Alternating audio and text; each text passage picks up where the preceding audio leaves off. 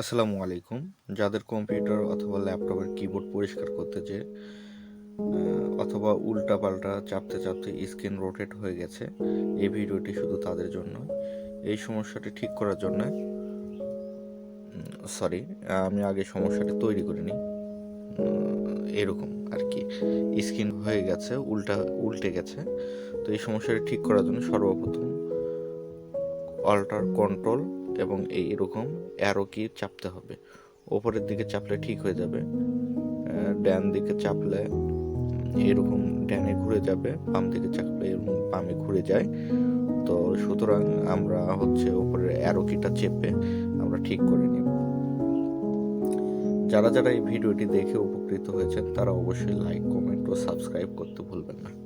ধন্যবাদ।